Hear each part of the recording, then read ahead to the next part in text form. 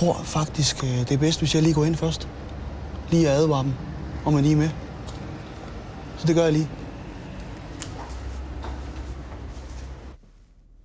Vi skal lige være lidt stille, for der er møde derinde lige nu.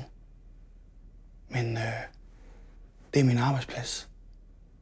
Og det er mig, der møder først om morgenen. Og sørger for, at der er kaffe på kanden. Og det skal være helt frisk kaffe. Det har jeg lært. Det er min opgave at sortere post. Og der er forskellige hylder til de forskellige breve. Og de store breve, dem tager troldmand sig af. Og de små breve, dem tager vagabond sig af. For vagabond, han er ikke så god til at læse. Han har aldrig gået i skole. Og nogle gange, så kan det godt være svært, fordi der er 13 hylder, og så er måske kun kommet 8 breve. Og hvem skal så ikke have, og hvem skal gøre, hvem skal have? Og der er troldmand god til at ligesom sige, Jarmer, nu skal du slå koldt vand i blodet, og ikke blive forvirret.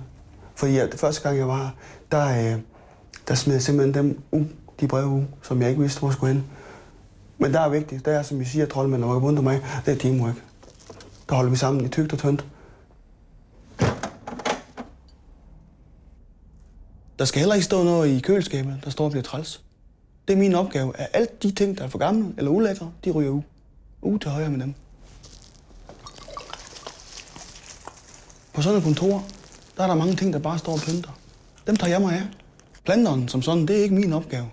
Men jeg kan ikke lade være med, når jeg går forbi, og der står en stakkels plante lige og give en kærlighed. Og give en kærlig hånd. Bagefter, så er toiletternes tur. Og spejlene, dem tager vagabond og troldmand sig af. Troldmand, han tjekker efter, og vagabond, han gør så rent som overhovedet muligt. Så er toiletterne, er vi fælles om, og de skal være 100% rene. At de er 100% rene, det er en æressag for mig. Og der vil jeg gøre hvad som helst.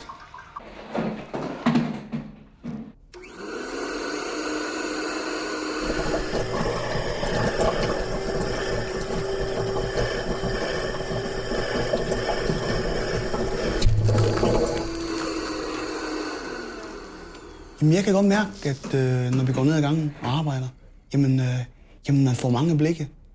Og det er ikke noget at sige til, når almindelige mennesker de arbejder med en verdensmester. Det vil jeg også selv gøre. Hvis der kommer en verdensmester gående ned ad gangen nu, så vil jeg da også kigge.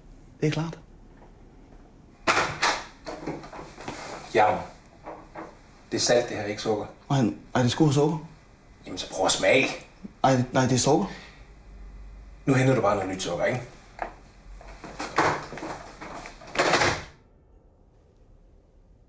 Nå, jeg tror, vi var blevet enige om, at du har tryllet salt om til sukker.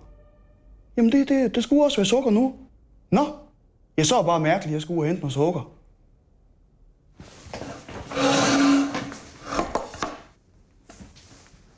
Ja, mor? Ja? Det er ikke sukker. Det er salt.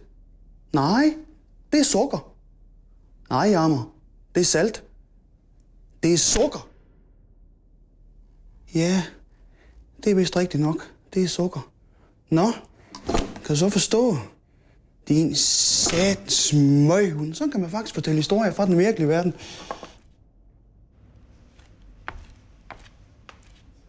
Der er mange skræmme eksempler på, at folk ikke kan finde ud af at skille kunst og magi og arbejde fra hinanden.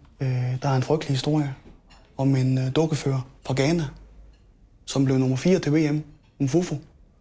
Han havde en mavedanserinduk på den ene hånd, og Alibaba på den anden, med en krumsabel. Og han var dyrepasser. Og en dag han er inde og fodrer bavianerne, der har han dukkeren på. Og der kan bavianer altså ikke skille af, om det er kunst, eller om det er rigtige små mennesker. Det duer de ikke til. Så den store hanbavian flyver på mavedanserinddukken og vil parre sig med den. Og der er klart, som Alibaba, der flyver han jo på ryggen af bavianen og vil forsøge at spide hanbavianen med krumsablen. Men det kan han ikke, for den er lavet ud af tøj.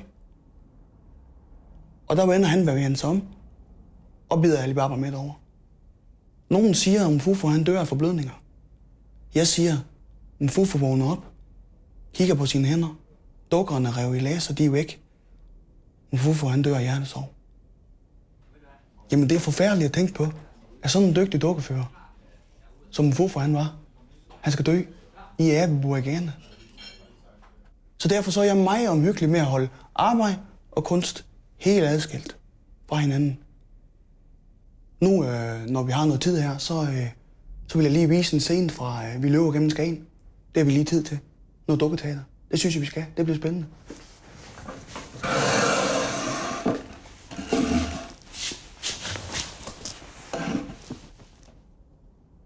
Nej, puha. Sikke vi at løbe gennem Skagen.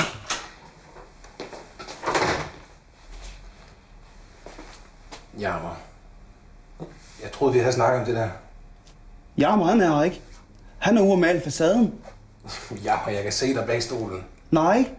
Jammer, Jammer, han passer sit arbejde. Det var tæt på. Jeg tror ikke, han opdager nu. Jeg var oppe og snakke med chefen i dag. Han må have været meget, meget forbløffet over mig, at jeg kunne klare min opgave på 4 dage. For han sagde, Jammer, din tid her på arbejde er forbi. Du behøver ikke komme i morgen, eller nogensinde mere.